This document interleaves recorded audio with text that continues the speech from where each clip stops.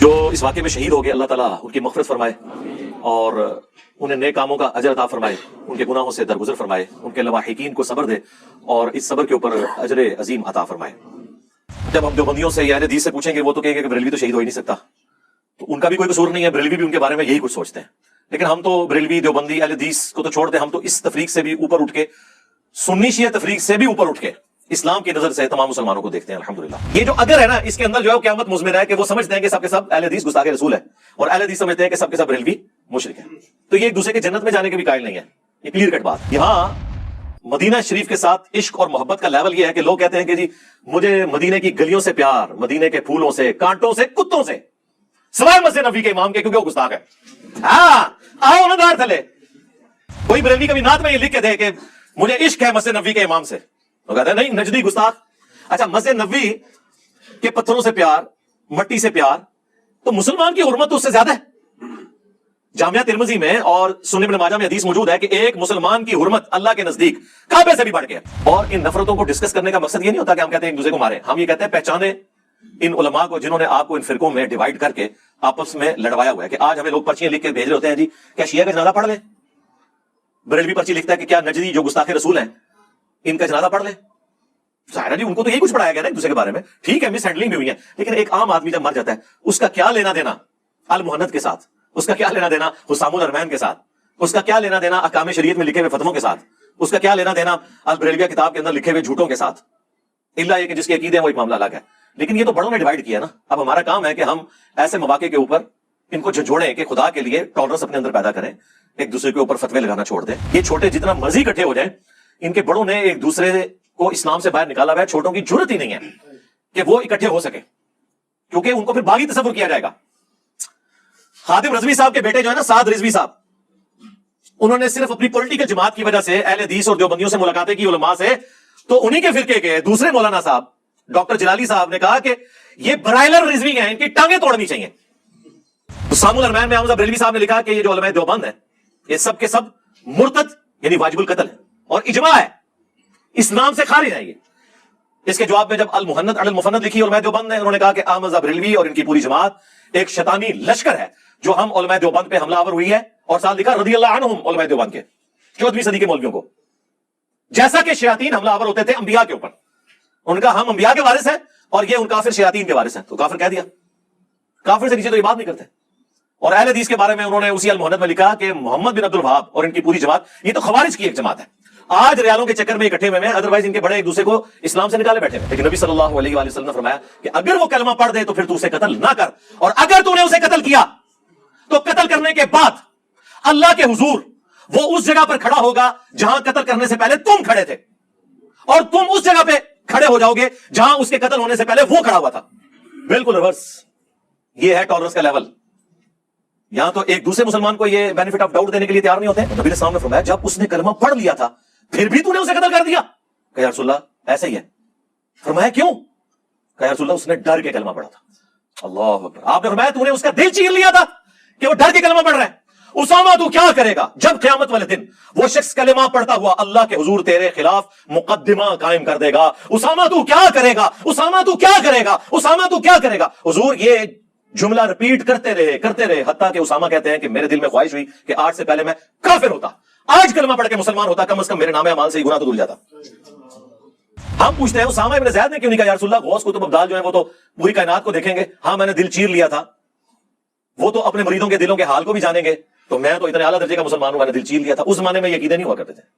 اس پہ پھر ہم بولتے ہیں نا کہ بابت شاہی کوئی نہیں، اگر صحابہ کرام کا یہ سٹیٹس ہے پھر برا لگتا تھا ہم نے اسے کمپلیٹ کیا۔ یہ دیکھیں آپ سامنے لکھا ہوا ٹیبل پہ کہ نبی کے جیسا ہے ہی کوئی نہیں، بابت شاہی کوئی نہیں۔ اب تو خیر یہ پوری آپ لوگوں نے غزلیں اس پہ لکھنی شروع کر دی ہیں۔ ہاں ایک سمجھ لو جنہوں کہہ دینا ایک ٹائٹل مل گیا انہوں نے اگے ٹوریا ہو ٹھیک ہے, علی کے جیسا ہے ہی کوئی نہیں, بنو امیہ تھے شاہ ہی کوئی نہیں, بڑھانے جو سارے ایک پاسے سارے اور رشتے رکھو جڑے قرآن و سنت تو ثابت نے, دوے پاسے انہاں دے کھڑے کیتے ہوئے رشتے, ٹھیک ہے, تو فٹ کریے پوری اسی بیر میں آپ پوری نظم لکھ دیں. الحمدللہ رب العالمین والصلاة والسلام علی سید الانبیاء والمرسلین وعلی آلہ واصحابہ اجمعین الی یوم الدین. الحمدللہ آج 31 جولائی 2022 کو سنڈے کے دن ہمارا یہ پبلک سیشن نمبر 54 منعقد ہونے جا رہا ہے. آپ کے سوالات یہ پرچیوں کی شکل میں میرے پاس آ چکے ہیں, لیکن انہیں ڈسکس کرنے سے پہلے ایک بڑا افسوسناک واقعہ ہمارے شہر میں ہوا 2 دن قبل. 29 جولائی 2022 کو جمعے کے دن جیلم میں ایک بڑی مسجد ہے, جہاں آپ سمجھ لیں چند ٹاپ کی جو 10 مساجد ہیں جہاں پہ گیدرنگ کے پوائنٹ آف ویو سے لوگ ہوتے ہیں, ان میں سے وہ ایک مسجد ہے.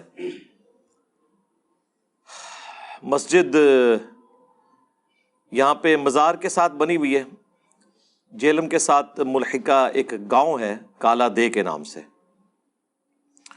اور وہاں پہ جو سلسلہ نقشبندیہ مجددیہ کے بزرگ دفن ہیں ان کا سلسلہ چل رہا ہے, اور یہی وہ سلسلہ ہے جہاں سے ہمارے خادم رضوی صاحب بھی بیعت تھے, اور فیصل آباد میں جو بریلوی بہت بڑے عالم دین ہیں سعید اسد صاحب, ان کی بیعت بھی یہیں سے ہے. ان کے والد صاحب جنہوں نے وہ آب کوثر کتاب لکھی, مفتی امین صاحب, وہ بھی یہیں سے بیعت تھے. اسی لیے آپ اگر ان کی مسجد میں جائیں تو محراب کے اندر لکھا ہوا ہے جہلم شریف, اپنا وہ سارا چونکہ ظاہر ان کے لیے تو شریف ہے نا, آپ ہماری وجہ سے بدماش ہو جائے تو لادہ بات ہے, تو ویسے تو شریفوں کے لیے تو شریف ہے. تو ادھر کافی بزرگ ہیں, ہماری بدماشی سے کوئی فرق نہیں پڑے گا, شریف ادھر بہت زیادہ ہیں الحمدللہ. بہرحال یہ تفنن کی بات اپنی جگہ, لیکن یہ ایک افسوسناک واقعہ ہے کہ جمعے کے دن نماز کے بعد جب لوگ سنت نوافل ادا کر رہے تھے, اسی دوران جو مسجد کا صحن ہے اس میں ایک ٹینٹ لگا ہوا تھا, کافی مہنگا, انہوں نے آلموسٹ 1 ملین پلس روپیز لگا کے انہوں نے واٹر پروف ٹینٹ لگایا ہوا ہے. آپ کو پتہ ہے بارش بہت زیادہ تھی, اور وہ ٹینٹ بھی ایسا ہے کہ اس کے اندر پانی جمع ہو جاتا ہے, نیچے لیکیج نہیں ہوتی, یا تو اس سے کوئی اینگل دیا ہو کہ ساتھ ساتھ پانی نکلتا رہے, لیکن وہ پانی جمع ہوتا رہا تو آپ سمجھ لیں ایک لینٹر جتنی وزن اس کا بن جائے گا پانی جمع ہو کے.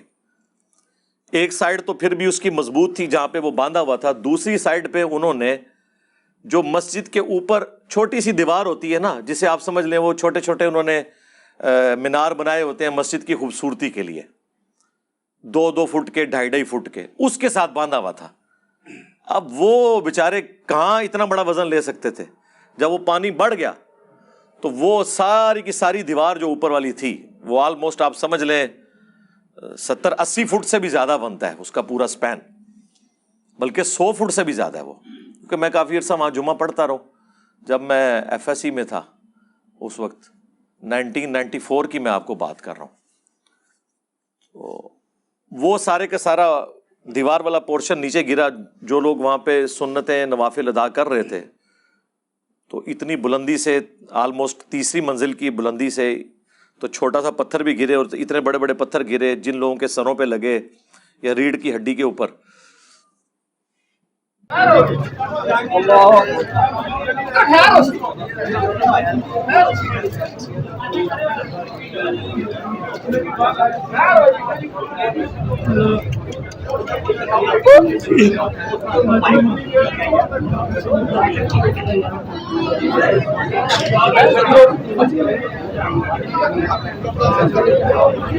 تین, بعض لوگ کہہ رہے ہیں 4 لوگ شہید ہو چکے ہیں, اور آلموسٹ کوئی 26-27 کے قریب لوگ زخمی ہیں, کریٹیکل حالت میں ہیں ان میں سے بھی کچھ لوگ. جو اس واقعے میں شہید ہو گئے, اللہ تعالیٰ ان کی مغفرت فرمائے اور انہیں نیک کاموں کا اجر عطا فرمائے, ان کے گناہوں سے درگزر فرمائے, ان کے لواحقین کو صبر دے اور اس صبر کے اوپر اجر عظیم عطا فرمائے. اور یہ شہید کی کیٹیگری میں آتے ہیں. اگرچہ یہی بات جب ہم دیوبندیوں سے یا اہل حدیث سے پوچھیں گے وہ تو کہیں گے کہ بریلوی تو شہید ہو ہی نہیں سکتا, تو ان کا بھی کوئی قصور نہیں ہے, بریلوی بھی ان کے بارے میں یہی کچھ سوچتے ہیں. لیکن ہم تو بریلوی, دیوبندی, اہل حدیث کو تو چھوڑ دیں, ہم تو اس تفریق سے بھی اوپر اٹھ کے سنی شیعہ تفریق سے بھی اوپر اٹھ کے اسلام کی نظر سے تمام مسلمانوں کو دیکھتے ہیں الحمدللہ۔ بخاری اور مسلم دونوں میں حدیث موجود ہے کہ اللہ کے محبوب صلی اللہ علیہ وآلہ وسلم نے فرمایا کہ میری امت میں 5 قسم کے لوگ جو ہیں وہ شہید ہیں۔ اللہ کی راہ میں جو شہید ہونے والا ہے وہ تو ٹاپ آف دا لسٹ ہے۔ نمبر 2، طاعون کے مرض میں مبتلا ہو کر مر جانے والا۔ نمبر 3، پیٹ درد کی بیماری سے۔ نمبر 4، کسی دیوار کے نیچے دب کے مر جانے والا، زلزلے کی حالت میں کوئی بلڈنگ گر گئی۔ اور نمبر 5، پانی میں ڈوب کر مر جانے والا، بشرطے کہ یہ سارے کام کرنے والے لوگ کسی پازیٹیو ایکٹیویٹی کے لیے جا رہے ہوں۔ یہ نہیں ہے کہ ایک بندہ سمندر کے اندر ہیروئن سمگلنگ کر رہا تھا لانچ کے تھرو اور وہ ڈوب گئی تو وہ شہید ہو جائے گا، نہیں، وہ غلط کام کر رہا تھا۔ نارمل کنڈیشن میں چاہے اچھے سفر کے اوپر تھا نیکی کے، چاہے مباح سفر کے اوپر تھا، غلط کام کوئی نہیں کر رہا تھا، تو یہ سب کے سب شہداء شمار کیے جائیں گے۔ اور اسی حدیث کی ایکسپلینیشن ایک اور حدیث سے ہوتی ہے، وہ حدیث سنن نبی داؤد کے اندر موجود ہے، سنن نسائی کے اندر موجود ہے، مشکات کے اندر بھی موجود ہے کہ اللہ کے محبوب صلی اللہ علیہ وآلہ وسلم نے اس حدیث میں 5 جو یہ بخاری اور مسلم کے لوگ آئے تھے، ان کے ساتھ 2 اور لوگوں کو بھی شہید ڈکلیئر کیا، ٹوٹل 7۔ ان میں سے ایک آگ میں جل کر مر جانے والا، اور دوسرا وہ عورت جو پریگنینسی میں ڈلیوری کے دوران شہید ہو جائے گی، وہ بھی اللہ کے حضور شہید لکھی جائے گی۔ اس کے علاوہ بھی احادیث کے اندر اور شہداء ہیں، لیکن یہ 7 جو ہے نا ٹاپ آف لسٹ ہیں۔ ان میں سے نمبر 1 اللہ کی راہ میں، نمبر 2 طاعون کے مرض میں، نمبر 3 پیٹ درد کی بیماری سے، نمبر 4 پانی میں ڈوب کر، نمبر 5 کسی دیوار کے نیچے آ کے، نمبر 6 آگ میں جل کے، اور نمبر 7 وہ عورت جو ڈلیوری کے دوران فوت ہو جاتی ہے۔ یہ سب کے سب اللہ کے حضور شہید لکھے جائیں گے۔ تو اس اعتبار سے وہ تو نماز بھی پڑھ رہے تھے، اللہ تعالیٰ ان کے لیے یہ شہادت جو ہوئی ہے، دنیا سے جانا تو ہر انسان نے ہے، کسی نے ایئر کریش میں مرنا ہے، کسی نے روڈ ایکسیڈنٹ میں مرنا ہے، کسی نے ہارٹ فیلئر سے مرنا ہے، کسی نے شیر کے پیٹ میں جا کے اس کی قبر بننی ہے، کسی کی سمندر میں قبر بن جانی ہے۔ دنیا سے ہر بندے کا ایگزٹ تو لکھا ہوا ہے، لیکن اچھی حالت میں انسان مرے، جو قرآن میں آیا وَلَا تَمُوتُنَّ إِلَّا وَأَنْتُمْ مُسْلِمُونَ، دیکھنا تمہیں موت نہ آئے مگر اس حال میں کہ تم اللہ کے تابع فرمان ہو کر مرنا۔ ویسے تو ہر شخص کی یہ خواہش ہوتی ہے کہ مجھے سجدے میں ہی موت آ جائے۔ سجدے میں اسی کو موت آئے گی جو نماز پڑھنے والا ہوگا۔ جس نے کبھی زندگی میں نماز ہی نہیں پڑھی، اللہ کو سیریس ہی نہیں لیا، اس کو سجدے میں کہاں سے موت آئے گی۔ اب ہمارے شہر کے اندر یہ ایک عبرت ناک واقعہ ہے، مین میڈیا کے اندر بھی یہ واقعہ آیا ہے۔ ایک شہر کے اندر اس طرح کا بڑا واقعہ، ایک ٹریجک ڈیتھ کا جو سین ہے، وہ پورے شہر کے لیے عبرت کا نشان ہوتی ہے اللہ کی طرف سے کہ لوگ آخرت کے معاملے میں اپنے آپ کو سیریس کر لیں۔ اچھا، اسی طریقے سے ایک شہر میں بہت بڑے لیول کی جو ڈیتھ ہے، وہ پورے کے پورے اس صوبے کے لیے عبرت کا نشان ہے۔ ایک صوبے میں ایک بہت بڑی ڈیتھس کا ہونا، جس طرح کہ 8 اکتوبر 2005 کو پاکستان میں بہت بڑا زلزلہ آیا تھا، آپ کو پتہ ہے، جس میں آلموسٹ 1.5 لاکھ لوگ شہید ہو گئے تھے۔ وہ ایک ملکی کیا انٹرنیشنل لیول کے اوپر بہت بڑی ڈیٹرنس ہے اللہ تعالیٰ کی طرف سے کہ انسان اپنی موت کو سیریس لے۔ ہر شخص نے اپنے وقت کے اوپر دنیا سے چلے جانا ہے، لیکن جانے والے لوگ جو دنیا میں باقی ہیں ان کے لیے عبرت چھوڑتے ہیں کہ آپ مرنے سے پہلے اپنی آخرت کی تیاری کر لو۔ اکثر لوگ یہ بھی پوچھتے ہیں کہ جی زلزلے میں اتنے لوگ مر گئے، ان کا کیا قصور تھا؟ 1.5 لاکھ لوگ مر گئے، چھوٹے چھوٹے بچے شہید ہو گئے۔ بھائی 1.5 لاکھ لوگ تو ویسے ہی روزانہ مرتے ہیں۔ 1 گھنٹے میں 6000 لوگ عام حالت میں بھی دنیا سے کوچ کر جاتے ہیں، جو اسٹیٹسٹیکل ڈیٹا ہے ہمارے پاس۔ تو 1.5 لاکھ بنتا ہے آلموسٹ 24 گھنٹے میں۔ اور ان 1.5 لاکھ میں بھی سمجھ لیں 30 سے 40 ہزار مسلمان ہوتے ہیں. آلموسٹ 1.25 ارب تو ہماری آبادی ہو چکی ہے نا. لیکن وہی بات ہے کہ بلے شاہ اسی مرنا نہ ہی گور پیا کوئی اور. وہ 40,000 میں نہیں نظر آتا کہ کوئی میرا نمبر بھی لگ سکتا ہے. 40,000 بہت بڑا فگر ہے روز کا دیکھا جائے تو. پر یہ ایک سلسلہ اللہ نے رکھا ہوا ہے. تو وہ 1.5 لاکھ بندہ تو ویسے ہی مرتا ہے. لیکن اگر ایک دن میں اللہ تعالیٰ 1.5 لاکھ بندے کو اکٹھا کسی ایریے سے اٹھا لے تو لوگ کہتے ہیں یار اتنا بندہ مر گیا. اسکیٹرڈ فارم میں تو روزانہ اتنے لوگ مر رہے ہوتے ہیں. لیکن اس طرح کے واقعات اللہ تعالیٰ عبرت کے لیے رکھتا ہے تاکہ لوگ اپنی آخرت کی تیاری کریں اور اس طرح کے ایشوز کو سیریس لیں. صرف یہ نہیں ہے کہ کفِ افسوس مل لیں یا دعائے مغفرت کر دیں اور اسی کے اوپر اکتفا کریں، نہیں، بلکہ اس سے عبرت بھی حاصل کریں. باقی جو میں نے شروع میں بات کی تھی تکلیف کے حوالے سے، تو بخاری اور مسلم دونوں میں حدیث ہے کہ تمام مسلمان ایک جسم کی مانند ہے. اگر جسم کے کسی ایک حصے میں تکلیف ہوتی ہے تو پورا جسم اس کی تکلیف کو محسوس کرتا ہے. پھر نبی علیہ السلام نے اس میں بالکل کلیئر کیا کہ باہمی اخوت، بھائی چارے، محبت، یہ سارے کے سارے رشتے گنوائے. ان تمام رشتوں میں تمام مسلمان ایک جسم کی مانند ہیں. اگر جسم کے ایک حصے میں تکلیف ہو تو پورا جسم اس کی تکلیف کو محسوس کرتا ہے. اور مسلم شریف میں تو آگے بھی الفاظ موجود ہیں. نبی علیہ السلام نے مثال دے کر سمجھایا کہ اگر آنکھ میں تکلیف ہو یا سر میں تکلیف ہو تو پورا جسم رات کاٹ کے گزارتا ہے اس تکلیف کی وجہ سے. تو اس طرح ایک مسلمان کی تکلیف دوسرے مسلمان کو محسوس کرنی چاہیے.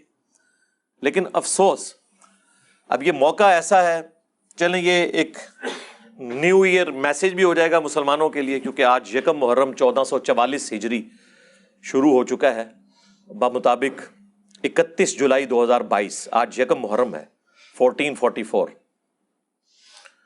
تو اس میں ایک میسج کے طور پہ بھی چیز چلی جائے کہ آج مسلمان اپنے مسلمان دوسرے فرقے والے جو لوگ ہیں ان کی تکلیف کو محسوس نہیں کرتے، بلکہ شاید خوشی ہی مناتے ہیں. ایک فرقے کا بڑا عالم مرتا ہے نا تو اس کے ماننے والے کہتے ہیں کہ اللہ کی جنتوں میں پہنچ گیا. چلیں جنید جمشید صاحب کی مثال لے لیتے ہیں. شہید ہو گیا، ظاہر ہے وہ آگ میں جل کے شہید ہوئے ایئر کریش کے اندر. تو لیکن دوسرا کہتا ہے جی جہنم واصل ہو گیا. اب ویسے میری وجہ سے انہوں نے اوپر سے ایکٹنگ کی ہوئی ہے، لیکن پھر بھی یہ کہتے نہیں ہیں. میں نے اس لیے چیلنج دیا تھا کہ اس پلانٹ ارتھ پہ جو ان کے مفتی اعظم ہیں پلانٹ کے، وہ لکھ کے دیں کہ ہمارے سوا جتنے فرقے ہیں اگرچہ ہم انہیں گمراہ، بدعتی، گستاخ، بد مذہب سمجھتے ہیں، لیکن ہے ہمارے مسلمان بھائی. جن عقیدوں پہ ہیں انہی پہ اگر وہ مر گئے ایک نہ ایک دن اللہ کا عذاب بھگتنے کے بعد جنت میں کلمے کی برکت سے چلے ہی جائیں گے. تو آپ کو کوئی بریلوی بڑا عالم یہ لکھ کے دیوبندی اہل حدیث شیعہ کے بارے میں نہیں دے گا، کوئی دیوبندی بریلوی اہل حدیث کے بارے میں نہیں دے گا، کوئی اہل حدیث بریلوی دیوبندی شیعہ کے بارے میں نہیں دے گا. ہاں ایکٹنگ کرنے کے لیے جس طرح ایک وہ گلے پھاڑنے والے مولوی نے کہا تھا کہ جا تیری اس بات کا بھی جواب میں نے دیا کہ کوئی بریلوی ہو، کوئی دیوبندی ہو، کوئی اہل حدیث ہو، اگر اللہ کے ساتھ شرک نہ کرتا ہو. ہم دیوبندیوں کو بھی مسلمان سمجھتے ہیں، بریلویوں کو بھی سمجھتے ہیں. جا دفع ہو جا، آج کے بعد اب دین کی بات نہ کر. جا تیرے اس چیلنج کا بھی جواب دیتا ہوں. کوئی بریلوی ہو، کوئی دیوبندی ہو، کوئی اہل حدیث ہو، اگر انہوں نے اللہ کی ذات کے ساتھ شرک نہ کیا ہوگا اپنے گناہوں کو بھگت کے جنت میں چلا جائے گا. ہاں تو سرکار ہو تو بارش بھی یہی کہتے ہیں کہ اگر کوئی اہل حدیث ہو اور گستاخ رسول نہ ہو تو انشاءاللہ جنت میں جائے گا. یہ جو اگر ہے نا اس کے اندر جو ہے وہ قیامت مضمر ہے کہ وہ سمجھتے ہیں کہ سب کے سب اہل حدیث گستاخ رسول ہیں اور اہل حدیث سمجھتے ہیں کہ سب کے سب بریلوی مشرک ہیں. تو یہ ایک دوسرے کے جنت میں جانے کے بھی قائل نہیں ہے. یہ کلیئر کٹ بات ہے. اگلے دن فی البدی میرے دماغ میں وہ جیسے آپ کو پتہ ہے کوئی نہ کوئی آمد ہو جاتی ہے، تو اگلے دن میرے دماغ میں یہ آمد ہوئی. میں نے اپنے پبلک سیشن میں بھی یہ بات کی کہ یہاں مدینہ شریف کے ساتھ عشق اور محبت کا لیول یہ ہے کہ لوگ کہتے ہیں کہ جی مجھے مدینے کی گلیوں سے پیار، مدینے کے پھولوں سے، کانٹوں سے، کتوں سے، سوائے مسجد نبوی کے امام کے، کیونکہ وہ گستاخ ہے۔ ہاں آؤ نا داڑھ تھلے۔ کوئی بریلوی کبھی نعت میں یہ لکھ کے دے کہ مجھے عشق ہے مسجد نبوی کے امام سے، وہ کہتے ہیں نہیں نجدی گستاخ۔ اچھا مسجد نبوی کے پتھروں سے پیار، مٹی سے پیار، تو مسلمان کی حرمت تو اس سے زیادہ ہے۔ جامعہ ترمذی میں اور سنن ابن ماجہ میں حدیث موجود ہے کہ ایک مسلمان کی حرمت اللہ کے نزدیک کعبے سے بھی بڑھ کے ہے نا؟ تو مسلمان کے ساتھ کیوں نہیں پیار؟ نہیں ہے، اس لیے کہ وہ اس کے فرقے کا نہیں ہے، وہ دوسرے فرقے کا ہے۔ یہ نفرتیں ہیں، اور ان نفرتوں کو ڈسکس کرنے کا مقصد یہ نہیں ہوتا کہ ہم کہتے ہیں ایک دوسرے کو ماریں، ہم یہ کہتے ہیں پہچانیں ان علماء کو جنہوں نے آپ کو ان فرقوں میں ڈیوائیڈ کر کے آپس میں لڑوایا ہوا ہے۔ کہ آج ہمیں لوگ پرچیاں لکھ کے بھیج رہے ہوتے ہیں جی کیا شیعہ کا جنازہ پڑھ لیں، بریلوی پرچی لکھتا ہے کہ کیا نجدی جو گستاخ رسول ہیں ان کا جنازہ پڑھ لیں۔ ظاہر ہے جی ان کو تو یہی کچھ پڑھایا گیا نا ایک دوسرے کے بارے میں، ٹھیک ہے مس ہینڈلنگ بھی ہوئی ہے، لیکن ایک عام آدمی جب مر جاتا ہے اس کا کیا لینا دینا المہند کے ساتھ، اس کا کیا لینا دینا حسام الحرمین کے ساتھ، اس کا کیا لینا دینا احکام شریعت میں لکھے ہوئے فتووں کے ساتھ، اس کا کیا لینا دینا البریلویہ کتاب کے اندر لکھے ہوئے جھوٹوں کے ساتھ، الا یہ کہ جس کے عقیدے ہیں وہ ایک معاملہ الگ ہے۔ لیکن یہ تو بڑوں نے ڈیوائیڈ کیا ہے نا، اب ہمارا کام ہے کہ ہم ایسے مواقع کے اوپر ان کو جھنجھوڑیں کہ خدا کے لیے ٹالرنس اپنے اندر پیدا کریں، ایک دوسرے کے اوپر فتوے لگانا چھوڑ دیں۔ میں اکثر روتا رہتا ہوں کہ یہ چھوٹے جتنا مرضی اکٹھے ہو جائیں، ان کے بڑوں نے ایک دوسرے کو اسلام سے باہر نکالا ہوا ہے، چھوٹوں کی جرت ہی نہیں ہے کہ وہ اکٹھے ہو سکے، کیونکہ ان کو پھر باغی تصور کیا جائے گا۔ خادم رضوی صاحب کے بیٹے جو ہے نا سعد رضوی صاحب، انہوں نے صرف اپنی پولیٹیکل جماعت کی وجہ سے اہل حدیث اور دیوبندیوں سے ملاقاتیں کی علماء سے، تو انہی کے فرقے کے دوسرے مولانا صاحب ڈاکٹر جلالی صاحب نے کہا کہ یہ برائلر رضوی ہیں، ان کی ٹانگیں توڑنی چاہیے۔ جو امام احمد رضا کی فکر سے ٹکرائے خواہ کوئی ہو، اس سے اہل سنت کا کوئی تعلق نہیں ہے۔ میں کہہ رہا ہوں گونگا بولا ورنہ قیامت کو بولا گے۔ آج پورے مسئلے کے رضا پہ حملہ ہے کہ جس بیس پر انہوں نے ساری جنگ لڑی اس بیس کو ختم کر کے ان مقابلوں کو عشق رسول اللہ علیہ وسلم کی ڈگریاں دی جا رہی ہیں، اور یہ رضوی جو چپ بیٹھے ہیں پیور رضوی، میں ان کی بات کر رہا ہوں، برائلر رضویوں کی بات نہیں کر رہا۔ نہ برائلر قادری کو ہم نے مانا، نہ برائلر رضوی کو ہم نے مانا۔ کسی کو شک ہو تو آمنے سامنے مناظرہ کرے کہ برائلر کون ہے اور حقیقی کون ہے۔ تحریک لبیک کی بنیاد ابن تیمیہ کی فکر پہ نہیں، قاسم نانوتوی کی فکر پہ نہیں، اشرف تھانوی کی فکر پہ نہیں، رشید گنگوہی کے فکر پہ نہیں۔ تحریک لبیک یا رسول اللہ صلی اللہ علیہ وسلم کی بنیاد اس عشق رسول صلی اللہ علیہ وسلم پر ہے جس کے پیالے امام احمد رضا بریلوی نے پلائے ہیں۔ اور آج کے نابالغ نظریاتی لوگوں سے کوئی ہیر پھیر کی باتیں کر کے کوئی نئی رضویت بنا کر اگر وہ چاہتے ہیں کہ فکر رضا کی اس فصل کا پھل وہ کاٹ لیں، اشرف آصف جلالی زندہ ہے، ہم ان کی ٹانگیں کاٹ دیں گے، فکر رضا کی فصل کا پھل کسی کو کاٹنے نہیں دیں۔ برائلر رضوی، اور ان کا اصل رضوی ہم ہے۔ وہ رضوی پتہ کس نسبت سے؟ احمد صاحب بریلوی صاحب کی نسبت سے۔ وہ کہتے ہیں سعد رضوی جو ہے یہ برائلر رضوی ہے۔ پھر انہوں نے اس کو کھولا کہ ابھی کیا حسام الحرمین کے فتوے ختم ہو گئے ہیں کہ تم آج ان گستاخوں کے ساتھ صلح کلی کر رہے ہو؟ اس کے لیے ٹرم ڈیوائز کی ہوئی ہے صلح کلی۔ یہ ٹرم سارے یوز کرتے ہیں۔ پہلے ڈاکٹر طاہر القادری صاحب جب تھنک آؤٹ آف باکس کرنا شروع ہوئے نا تو ان کے لیے صلح کلی کی گالی ڈیوائز ہوئی۔ اسی طریقے سے مولانا طارق جمیل صاحب جب ساری جگہوں پہ جانا شروع ہوئے تو ان کو صلح کلی کہ آپ نے تمام سے صلح کرنی ہے۔ اندازہ کریں، اس کو وہ گالی سمجھتے ہیں، ایک پازیٹیو ورڈ ہے، اس کو گالی سمجھتے ہیں۔ اب ان سے کوئی پوچھے کہ اللہ تعالیٰ تو قرآن حکیم میں سورہ آل عمران میں جتنے آسمانی مذاہب ہیں انہیں صلح کلی کی دعوت دیتا ہے کامن ایجنڈے کے اوپر۔ قل یا اہل الکتاب تعالوا الی کلمۃ سواء بیننا وبینکم الا نعبد الا اللہ۔ آؤ اہل کتاب، جیوز اور کرسچنز، ہم اور تم بھی اس ایک بات پہ اکٹھے ہو جاتے ہیں کہ ہم اللہ کے سوا کسی کی عبادت نہ کریں. یہ ہماری کامن ٹرم ہے. جتنے بھی آسمانی مذاہب ہیں وہ ابراہیمی دین کے ماننے والے ہیں. اور ابراہیم ما کان ابراہیم یہودی ولا نصرانیہ، ابراہیم نہ تو یہودی تھے نہ نصرانی تھے. ولیکن کان حنیفا مسلما وما کان من المشرکین، بلکہ وہ سب سے ٹوٹ کر ایک اللہ کے ہو گئے تھے. حنیفہ، مسلم تھے اور وہ مشرکین میں شامل نہیں تھے. یہاں تو مسلمان فرقے اکٹھے ہونے کے لیے تیار نہیں ہیں. حسام الحرمین میں حمزہ بریلوی صاحب نے لکھا کہ یہ جو علماء دیوبند ہیں یہ سب کے سب مرتد یعنی واجب القتل ہیں، اور اجماع ہے اسلام سے خارج ہیں یہ. اس کے جواب میں جب المحند علی المفند لکھی علماء دیوبند نے، انہوں نے کہا کہ حمزہ بریلوی اور ان کی پوری جماعت ایک شیطانی لشکر ہے جو ہم علماء دیوبند پہ حملہ آور ہوئی ہے، اور ساتھ لکھا رضی اللہ عنہم علماء دیوبند کے 14ویں صدی کے مولویوں کو، جیسا کہ شیاطین حملہ آور ہوتے تھے انبیاء کے اوپر. ان کا ہم انبیاء کے وارث ہیں اور یہ ان کافر شیاطین کے وارث ہیں. تو کافر کہہ دیا، کافر سے نیچے تو یہ بات نہیں کرتے. اور اہل حدیث کے بارے میں انہوں نے اسی المحند میں لکھا کہ محمد بن عبد الوہاب اور ان کی پوری جماعت یہ تو خوارج کی ایک جماعت ہے. آج ریالوں کے چکر میں اکٹھے ہوئے ہیں، ادروائز ان کے بڑے ایک دوسرے کو اسلام سے نکالے بیٹھے ہوئے ہیں. ان کا کیا قصور ہے؟ ان کے بڑوں نے رد المختار میں فتاوی شامی میں یہ سب کچھ لکھا کہ محمد بن الوہاب جو ہے یہ خوارج کی ایک جماعت ہے.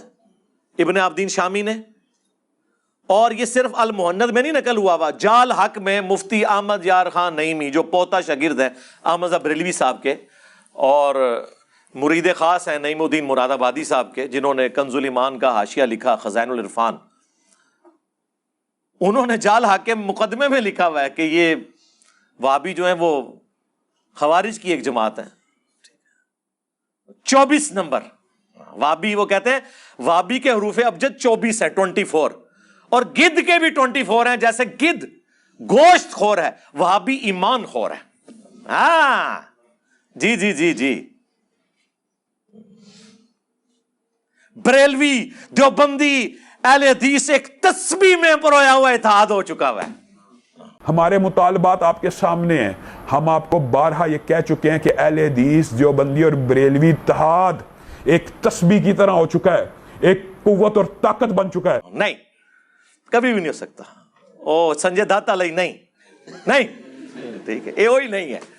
ٹھیک ہے، رکو ذرا، صبر کرو. تمہارے بڑوں نے ایک دوسرے کو اسلام سے باہر نکالا ہوا ہے، یہ کبھی تسبیح میں نہیں پروئے جائیں گے. اگر نہیں یقین آتا تو یاد کرو بابا جی کو. چھڑ دیو وہابیاں دی اذان دا کی احترام، یہ تے سوراں دے سور نے. ہاں بادشاہی مسجد کے باہر کہنا انہاں بڑیاں دا اخلاص منگو تو بڑے بڑے لوگ ہم گداواں نو خیر پا ہی دیں گے. چلو جی چلیے. او بھابیاں دی اذان اے تے کڑا تے اے تے سور دے سور ہیں. چلو چلیے.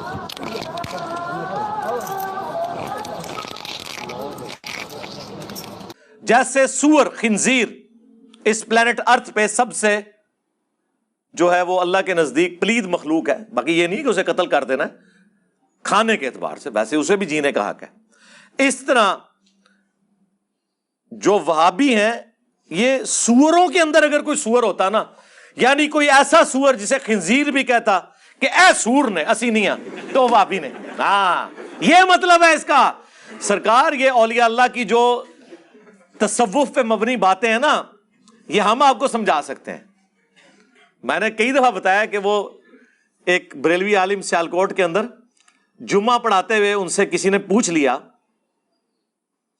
کہ بتائیں کہ آپ دیوبند کو بھی وہابی کہتے ہیں، اہل حدیث کو بھی وہابی کہتے ہیں، تو ان میں فرق کیا ہے؟ انہوں نے کہا کہ فرق یہ ہے کہ کتا کبھی دیکھا ہے؟ انہوں نے کہا ہاں. ان کا ایک کتا ہوتا ہے جس کے 2 کان ہوتے ہیں، ہاں وہ ہے دیوبندی، اور جس کے کان کاٹ دیے جائیں وہ وہابی ہے. ایک دوسرے نو کہنے جے. تو انہوں نے کہا انہوں نے اکٹھا ہونا ہے، ان کے اندر کوئی ٹالرنس کا لیول موجود نہیں. اب میں آپ کو سائملٹینیس کنٹراسٹ بتاتا ہوں کہ صحابہ کرام میں ٹالرنس کا کیا لیول تھا؟ نبی علیہ السلام سے پہلے شروع کر لیتے ہیں، جو کہ موقع ہے، چلیں نیو ایئر میسج بھی چلا جائے گا۔ بخاری اور مسلم دونوں میں حدیث موجود ہے۔ ایک صحابی حضور سے کہتے ہیں یا رسول اللہ ایک فرضی کیس میں آپ کے سامنے رکھنے لگا ہوں، یعنی میں سمجھانے کے لیے بات کر رہا ہوں۔ انہوں نے کہا یا رسول اللہ میں کسی کافر سے میدان جنگ میں لڑ رہا ہوں،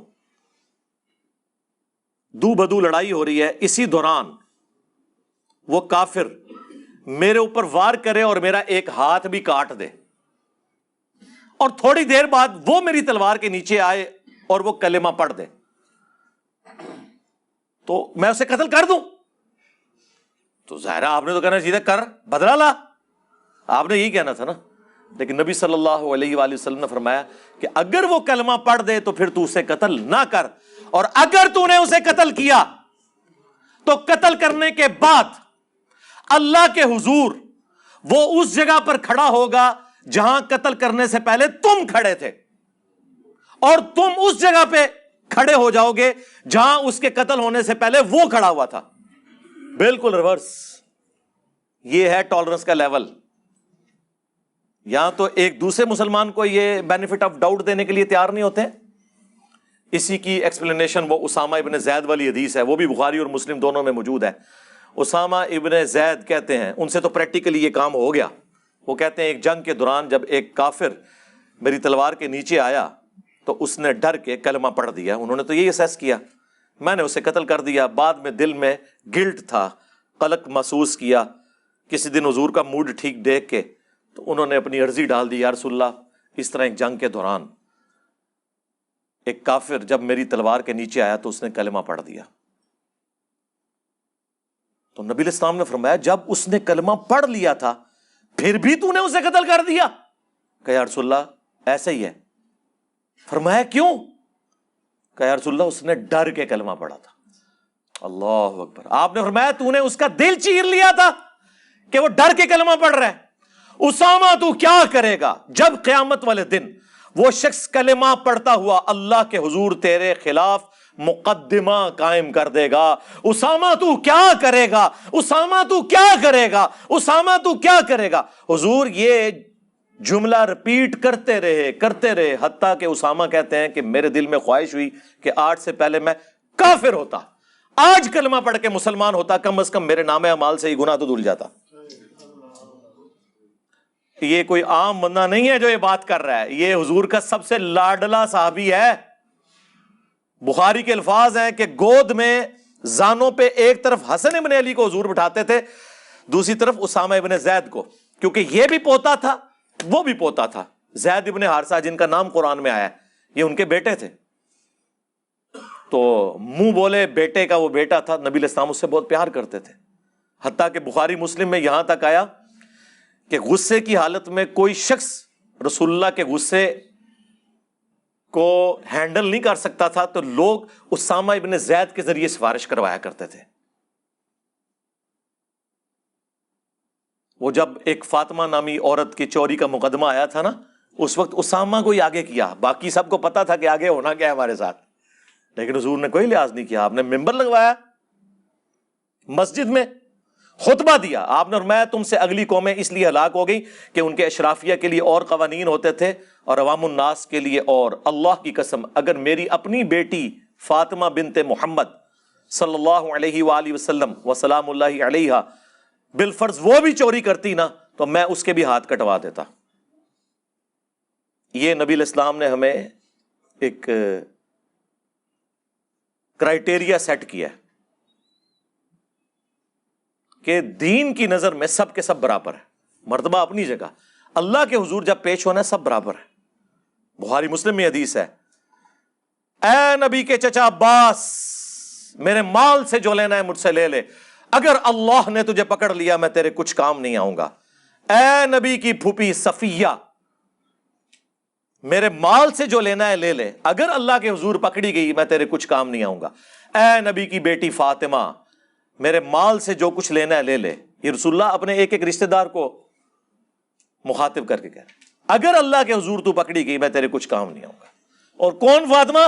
جو بخاری مسلم دونوں میں حدیث ہے، جنتی عورتوں کی سردار. جی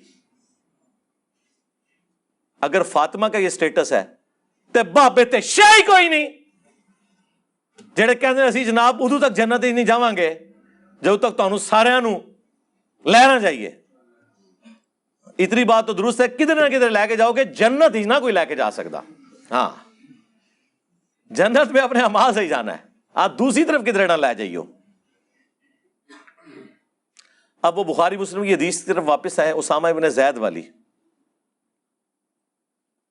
اس حدیث کے بعد مجھے یہ بتائیے، ایک مسلمان دوسرے مسلمان کے بارے میں بدگمانی کرے، جہاں کہ ایک صرف نیو مسلم کلمہ گو جو ڈر کے واقعی کلمہ پڑھ رہا ہے، ہم بھی ہوتے یہی اسیسمنٹ کرتے ہیں، ان کو نبی علیہ السلام بینیفٹ دے رہے ہیں، یہاں تو مسلمان کو بینیفٹ دینے کے لیے تیار نہیں ہے. اور دوسرا اس میں سے جو مدنی پھول برآمد ہوا کہ اگر اسامہ ابن زید کا یہ سٹیٹس ہے کہ انہوں نے دل چیر کے نہیں دیکھا، اور آپ کے بزرگوں نے آپ کو یہ کہانیاں کرائیں اور ہمیں بھی بچپن سے کرائی کہ جی کوئی ادنا صحابی بھی ہو، خواہ حضرت واشی کیوں نہ ہو، ان کی مثال دی جاتی ہے. ان کے گھوڑے کے قدموں کی خاک اگر ان کے گھوڑے کے نتھنوں میں بیٹھے اس کو کوئی غوث کتب ابدال نہیں پہنچ سکتا. اور پھر غوثوں کے بارے میں کلیم کرتے ہیں نہیں پوری کائنات کو وہ ہتھیلی پہ رائی کے دانے کی طرح دیکھتے ہیں، اور سرکار ہوتے موبائل نہیں صحیح طریقے نال دیکھ سکتے کہ کام کس طرح کرتا ہے، جب تک اسی نہ انہوں نے سکھائیے یہ تو چھڑ دو. ہم پوچھتے ہیں اسامہ ابن زید نے کیوں نہیں کہا یا رسول اللہ غوث کتب ابدال جو ہیں وہ تو پوری کائنات کو دیکھیں گے، ہاں میں نے دل چیر لیا تھا، وہ تو اپنے مریدوں کے دلوں کے حال کو بھی جانیں گے، تو میں تو اتنے اعلیٰ درجے کا مسلمان ہوں، میں نے دل چیر لیا تھا. اس زمانے میں یہ عقیدے نہیں ہوا کرتے تھے. اس پہ پھر ہم بولتے ہیں نا کہ بابت شاہی کوئی نہیں اگر صحابہ اکرام کا یہ سٹیٹس ہے. پھر انہیں برا لگتا تھا، ہم نے اسے کمپلیٹ کیا. اب یہ دیکھیں آپ سامنے لکھا ہوا ہے ٹیبل پہ کہ نبی کے جیسا ہے ہی کوئی نہیں، بابت شاہی کوئی نہیں. اب تو خیر یہ پوری آپ لوگوں نے غزلیں اس پہ لکھنی شروع کر دی ہیں. ہاں اے تے ایک سمجھ لو جنہوں کہہ نا ایک ٹائٹل مل گیا انہوں نے اگے ٹوری آؤ دے، ٹھیک ہے، علی کے جیسا ہے ہی کوئی نہیں، بنو امیہ تے شاہی کوئی نہیں. بڑھاندے جاؤ سارے، ایک پاسے سارے وہ رشتے رکھو جڑے قرآن و سنت تو ثابت نے، دوے پاسے انہاں دے کھڑے کیتے ہوئے رشتے، ٹھیک ہے، تو فٹ کری آؤ پوری اسی بیر میں آپ پوری نظم لکھ دیں. تو یہاں پہ یہ عقیدے کی بھی اصلاح ہوئی. یہ تو نبی علیہ السلام کا سٹیٹس تھا، اس حوالے سے انہوں نے کلیریفائی کیا. اب آپ ذرا نیچے آئیں خلفائے راشدین کی طرف. سب سے پہلے حضرت عثمان غنی رضی اللہ تعالیٰ عنہ، صحیح بخاری میں موجود ہے، 695 نمبر حدیث، مشکات میں بھی موجود ہے. جب بلوائیوں نے انہیں محصور کر دیا گھر تک اور وہ مسجد نبوی میں آ کر امامت نہیں کروا سکتے تھے، تو اصحاب میں سے کچھ لوگ حاضر ہوئے، کہا اے امیر المومنین ہمارے امام تو آپ ہیں. ظاہر ہے اس وقت امام مسجد بھی وہی ہوتا تھا جو ان کے پولیٹیکل لیڈر امام ہوتے تھے خلفائے راشدین. یہ نہیں ہے کہ تنخواہوں کے اوپر امام مسجد رکھے ہوتے تھے. تو ہمارے امام تو آپ ہیں لیکن مسجد پہ فتنوں کے امام کا قبضہ ہے، وہ ہمیں نماز پڑھاتا ہے، ہمیں ڈر ہے کہ ہم کہیں گناہ میں مبتلا نہ ہو جائیں اس کے پیچھے نماز پڑھ کے. حضرت عثمان کا آپ حوصلہ دیکھیں، انہوں نے فرمایا کہ نماز ہی تو مسلمانوں میں ایک نیکی کا کام ہے، اجتماعی طور پہ جو کیا جاتا ہے، تم نیکی کے کاموں میں ان کا ساتھ دو، برائی میں الگ رہو. اس حدیث پہ باب باندھا ہے امام بخاری نے کہ باغی اور بدعتی کے پیچھے نماز پڑھنے کا حکم خلیفہ راشد کی جانب سے، کہ اگر کوئی باغی اور بدعتی ہے، میرا خیال ہے آج کوئی بھی شخص ہم یہ نہیں کہہ سکتے کہ اس سے بڑا باغی اور بدعتی ہو سکتا ہے جو خلیفہ راشد کو اس طریقے سے ظلمن شہید کر دیں، لیکن سب سے بڑے افیکٹی خلیفہ راشد تھے. انہوں نے اس وقت حدیث کیوں نہیں سنائی ابو داؤد ترمذی ابن ماجہ کی جو مشکات میں بھی موجود ہے، علیکم بسنتی وسنت الخلفاء الراشدین المہدیین، اور ساتھ وہ حصہ سناتے کہ میرے بعد تم بہت اختلاف دیکھو گے، دین میں نئی نئی بدعتوں سے بچنا، ہر بدعت گمراہی ہے، ہر گمراہی جو ہے وہ جہنم میں لے جانے والی ہے. سنن نسائی میں یہ بھی الفاظ موجود ہیں. تو دیکھو خلیفہ راشد کے خلاف کھڑے ہونے والوں کو بدعتی اور جہنم کی طرف لے جانے والے لوگ رسول اللہ نے قرار دیا ہے، لہذا ان کے پیچھے نمازیں نہ پڑھو، میں خلیفہ راشد ہوں. نہیں، ان کا نماز پڑھیں گے، باقی وہ اپنے بدعت کا وبال ان کے اوپر ہوگا. یہ فتویٰ ہمارے سامنے کلیئر کٹ خلیفہ راشد کا موجود ہے. اب ہمیں کوئی کہتا ہے جی فلانے ساڈے سلف نے کیتا، اور لے جاؤ اپنے سارے، کوئی پہلے سلف لے کے آؤ جڑا عثمان غنی تو وڈا ہوئے رضی اللہ تعالیٰ عنہ علیہ السلام. باقی ساری باتیں اب چھوٹی ہیں. اور یہ ان کا کوئی ذاتی فتویٰ نہیں تھا. اس 695 نمبر حدیث کے اوپر 694 نمبر مرفوع حدیث ہے، حضرت ابو ہریرہ سے نبی الاسلام نے فرمایا ان قریب ایسے امام آئیں گے جو تمہیں غلط نمازیں پڑھائیں گے، تم ان کے پیچھے نماز پڑھ لینا، ان کی غلطی کا وبال انہی پہ ہوگا. حضور کو پتا تھا یہ کام ڈلنے ہیں بعد میں، اور لوگوں نے پوچھنا فلانے پیچھے ہوتی فلانے پیچھے نہیں ہوتی. اب نیچے آئے سیدنا علی ابن ابی طالب، چوتھے خلیفہ راشد، المصنف ابن ابی شیبہ میں موجود ہے. ان سے ان کے ساتھی پوچھتے ہیں خوارج کے بارے میں، کیا یہ کافر ہے؟ آپ نے فرمایا کافر تو نہیں ہے، یہ کفر سے اتنی نفرت کرتے ہیں کہ انہیں میرے بارے میں گمان ہوا کہ میں کفر میں مبتلا ہو گیا ہوں. اگر یہ کفر سے نفرت نہ کرتے ہوتے تو مجھے تو نہ چھوڑ کے جاتے. یعنی وہ اتنے سینسٹیو ہیں، اوور سینسٹیو، تقویدہ اعضا جنہوں کہندے نے. یار کیا مولا علی کا جگر ہے، جو چیز ان کی نیگیٹو تھی اسی کو ان کی پازیٹیو چیز بنا کے پیش کیا کہ یہ کفر سے اتنی نفرت کرتے ہیں کہ مجھے اس لیے چھوڑا کہ یہ سمجھے میں کافر ہو گیا ہوں. آپ ہوتے تو آپ کہتے ہیں نہیں سرکار رک جائیں، وہ بخاری مسلم میں حدیث ہے جب ایک مسلمان دوسرے کو کافر کہہ دے تو کفر اس کی طرف لوٹ جاتا ہے. وہ مولا علی کو تسی سمجھاؤ گے. مولا علی کو پتا تھا کہ تعویل کی غلطی جب کسی کے اندر ہو تو اسے ایکسیپٹنس دی جاتی ہے. بخاری مسلم دونوں میں حدیث ہے، ابن ابی بلتا جو بدری صحابی تھے، انہوں نے نبی علیہ السلام کی مخبری کر دی، مشرکین عرب کو بتایا کہ آپ مکے پہ چڑھائی کرنے والے ہیں اور اس کے بدلے میں میرے جو اہل و عیال ہیں اور میرا مال ہے اس کی حفاظت تم کرنا. نبی علیہ السلام کو اللہ تعالیٰ نے وحی کے ذریعے بتا دیا. آپ نے مولا علی کو بھیجا کہ فلاں قافلے میں ایک عورت ہے، اس کے پاس وہ خط ہے، وہ مشرکین عرب کے پاس نہ پہنچے. حضرت علی پہنچے، تلاشی اس کی لی گئی، خط نہیں نکلا. تو مولا علی نے فرمایا کہ تیرے کپڑے بھی اگر اتروانے پڑے نا تو اتروائے جائیں گے، خط نکال، کیونکہ جس شخص نے مجھے بھیجا ہے نہ وہ جھوٹا ہے اور جس اللہ نے اسے خبر دی ہے نہ وہ جھوٹا ہے. یعنی مولا علی کا عقیدہ تھا کہ اللہ خبریں دیتا ہے. اور عرض کرے اگر مولا علی کو علم غیب ہوتا تو خود ہی کہہ دیتے کہ جوڑا کھولنا ہوتے پہ ہی ہائے ہائے کیسی پھگی آئی میرے دماغ میں، ہائے ہائے کپڑے تو اتروانے کی ضرورت نہیں تھی، کہ تھریٹ بھی کرنے کی ضرورت نہیں تھی. کتنے کتنے دماغ جانتا ہے جی دا، دیکھو جی کیسی کیسی گلاں بھی چوں کٹدا ہے جی. ایک گلاں نکلیاں ہوندیاں نا تے آج کروڑاں وچ لوگ گمراہ نہ ہوئے ہوندے. ایک گلاں کڈیاں نے تے کروڑاں وچ لکھاں تے کڈ لینے اللہ دے فضل نال، اللہ دے فضل نال.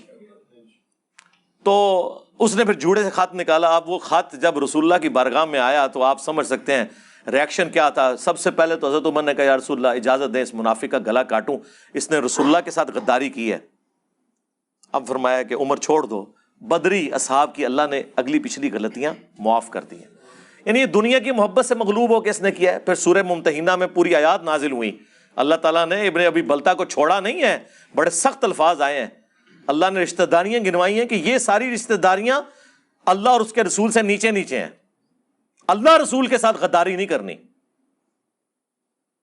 اچھا یہ جو حدیث ہے نا، اس کو امام بخاری ایک چیپٹر کی ہیڈنگ میں لا کر اس کے اوپر انہوں نے ٹائٹل باندھا ہے کہ اگر کوئی شخص تعویل کی غلطی کی وجہ سے کسی کو کافر اور منافق کہہ دے تو وہ کافر اور منافق نہیں ہوتا. سر یہ امام بخاری نے آپ کے سارے فرقوں کا مسئلہ حل کر دیا اس حدیث سے رزلٹ نکال کے. یار حضور کے زمانے میں بدری صحابی کو حضرت عمر منافق کہہ کے کفر نہیں لوٹ رہا، اور حضرت عمر سے توبہ بھی نہیں حضور نے کروائی، کیونکہ انہوں نے صحیح رزلٹ نکالا تھا اپنی جگہ. نبی کے ساتھ غداری اور کیا ہے.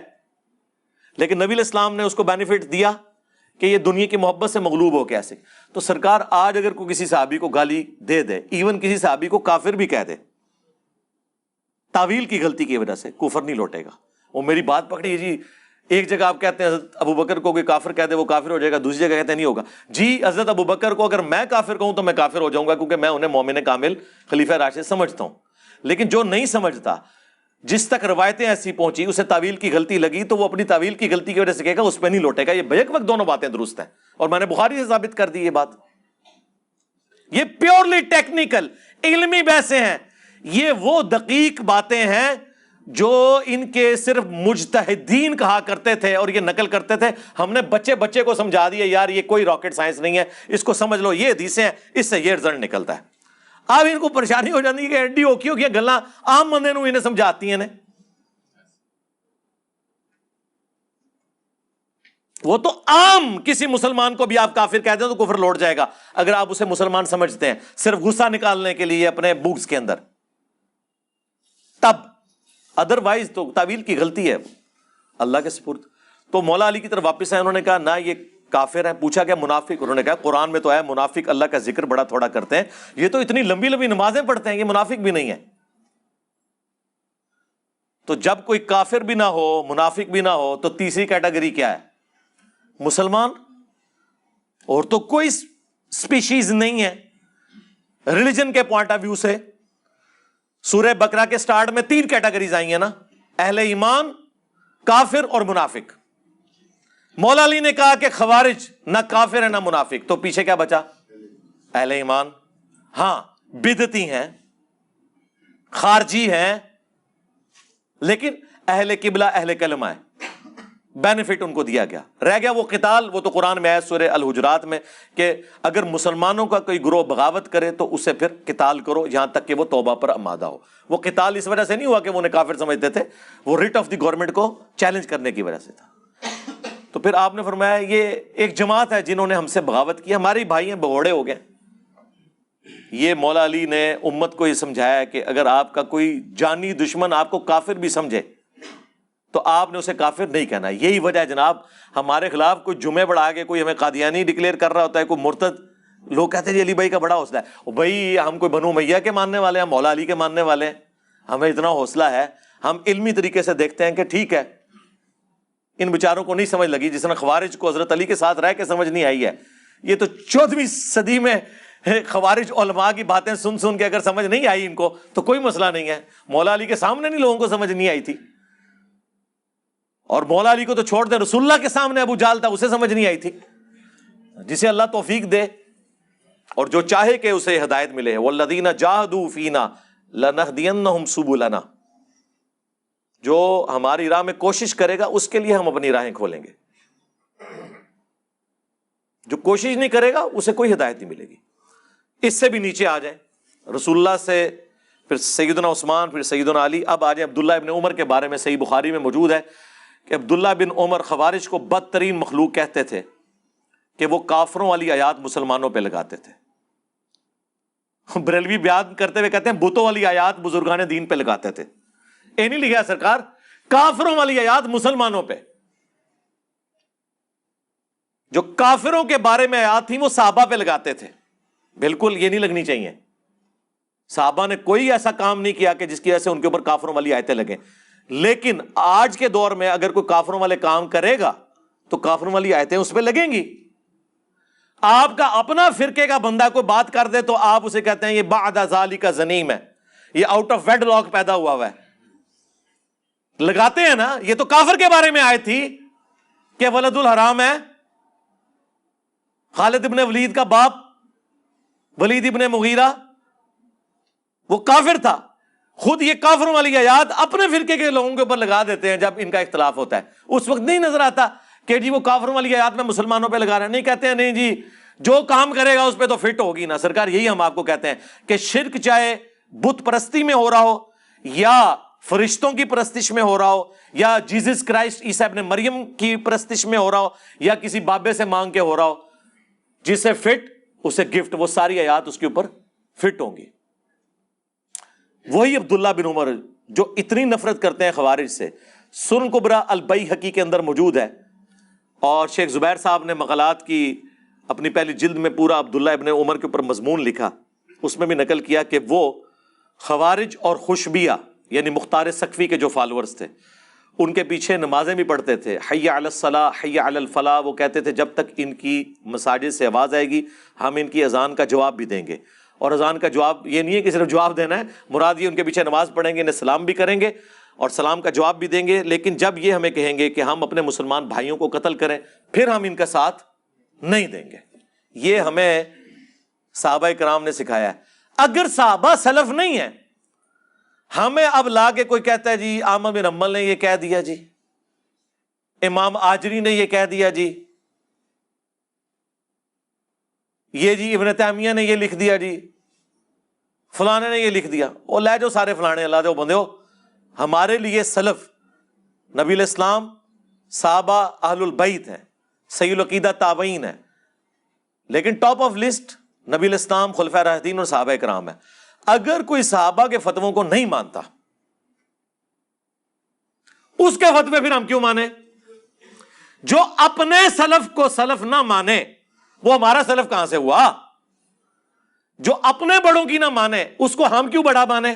ہم تو بڑا اسے مانیں گے جو نبی الاسلام کو، خلفائے راشدین کو، صحابہ کرام کو بڑا مانے اور ان کی باتیں مانے. خالی یہ تو نہیں ہے کہ اس کا نام جو ہے وہ مشرق سے شروع ہو کے مغرب میں ختم ہوتا ہے تو بڑا ہو جائے گا. اس طرح سے نہیں ہو جاتا بڑا. کوئی بڑا اپنے اعمال اور کردار سے ہوگا. دیکھیں ہم کسی بھی دینی پیشوا کی عزت کیوں کرتے ہیں کہ یار یہ اللہ اور اس کے رسول کی طرف ہمیں بلاتا ہے، ہمیں اللہ اور اس کے رسول کی باتیں بتاتا ہے. اگر وہ اللہ رسول کی باتوں سے انکار کرے، حدیثوں سے آنکھیں بند کر لے، تو پھر اس کی عزت تو خود بخود ختم ہوگی. وہ بڑا تو بڑا رہا ہی نہیں. اس کے فتوے وہ اپنے پاس رکھے، روزانہ شیشے میں سامنے رکھ کے اپنی شکل بھی دیکھے، اپنے فتوے بھی دیکھے. ہاں ہمیں نہ دکھائے. اب بخاری کی حدیث 2812 اور 447 اور مسلم شریف میں بھی 7320 سے لے کے آنورڈ 3-4 ترک کہ عمار کو ایک باغی جماعت قتل کرے گی، عمار انہیں اللہ اور جنت کی طرف بلا رہے ہوں گے، وہ جماعت جہنم کی طرف بلا رہی ہوگی. اس حدیث کے مقابلے پہ کوئی کہے کہ جی فلانے نے آیا کتاب، او لے جاؤ فلانے اپنے. رسول اللہ کا فرمان. تو آپ نے جس کا کلمہ پڑھا ہے نا اس کی قبر مدینے میں ہے صلی اللہ علیہ وآلہ وسلم. اس کے بعد سب کے سب امتی ہیں، امتی ہونے میں سب کا احترام ہوگا اس وقت تک جب تک وہ قرآن و سنت کا احترام کریں گے. جیسے ہی وہ قرآن و سنت سے بغاوت کریں گے تو ہم کیا کہیں گے؟ رکو ذرا، صبر کرو، ہم نے کلمہ اس کا پڑھا ہے اور تم نے بھی اسی کا کلمہ پڑھا، اور اس کلمے کی نسبت کی وجہ سے ہم نے تمہیں اپنا بڑا مانا کہ جس کی قبر مدینے میں ہے صلی اللہ علیہ وآلہ وسلم. آج اگر تم اس کے باغی ہوگے تو چاہے اس زمانے میں کوئی باغی ہو چاہے آج ہو، اسے ایکسپٹ نہیں کریں گے. یار وہ باغی ہیں نا جن کے بارے میں بخاری مسلم میں حدیث ہے کہ میرے حوض کوثر پہ لوگ لائے جائیں گے اور میں کہوں گا اصحابی اصحابی، یہ میرے ساتھی ہیں، میرے صحابہ ہیں. تو مجھے فرشتے بتائیں گے آپ کو نہیں پتا یا رسول اللہ آپ کی وفات کے بعد یہ دین سے الٹے قدم پھر گئے تھے اور انہوں نے دین میں بدعتیں جاری کر دی تھی. تو آپ فرماتے ہیں میں کہوں گا سحقن سحقن لمن غیر بعدی، سحقن سحقن لمن بدل بعدی. ان پہ پھٹکار ہو، ان کو مجھ سے دور کر دو جنہوں نے میرے مرنے کے بعد میرے دین کو بدل دیا. اور بخاری میں الفاظ ہیں، عبداللہ ابن عباس کہتے ہیں یہ وہ لوگ ہوں گے جن کے خلاف حضرت ابوبکر نے قتال کیا. جی اب مجھے بتائیں حضرت ابوبکر کے دور میں جو مرتد ہو کے رسول اللہ کا راستہ چھوڑ گئے وہ نبی الاسلام کی زندگی میں کیا تھے؟ صحابی. مسلمان نہیں سر، نہ صحابی. حضور نے صحابیت کی حالت میں انہیں دنیا سے چھوڑا ہے. حضور کو آخرت میں جا کے پتا چلے گا انہوں نے بعد میں کام ڈالا ہے. یہ اتنا سادہ معاملہ نہیں ہے جس طرح آپ سمجھتے ہیں.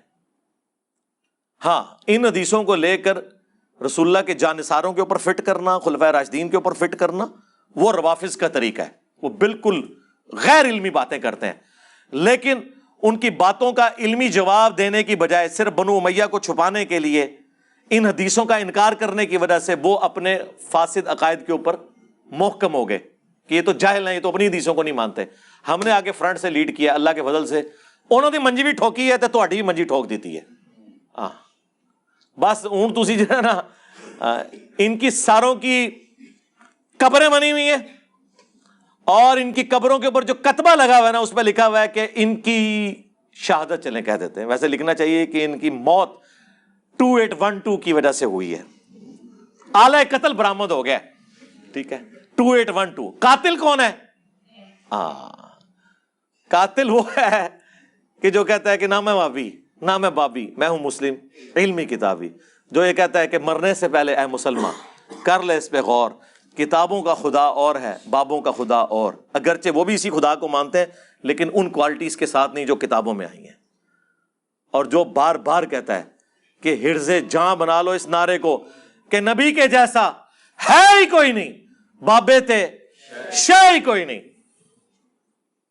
جو آپ سے پھر آجزانہ ریکویسٹ کرتا ہے کہ بول وہی جو حق ہے، ٹائم قیامت تک ہے، لاجواب، قیامت تک آنے والی نسلوں کو بھی علمی چیلنج ہے، جواب دیں لیکن حق بات کے اوپر مبنی ہو، خالی یہ باتیں نہیں کرنا، حق بات جو ہو وہ کی جائے۔ صلو علی محمد وآل محمد، اللہم صلی علی محمد وعلی آل محمد واصحاب محمد وازواج محمد وامت محمد اجمعین الی یوم الدین، آمین۔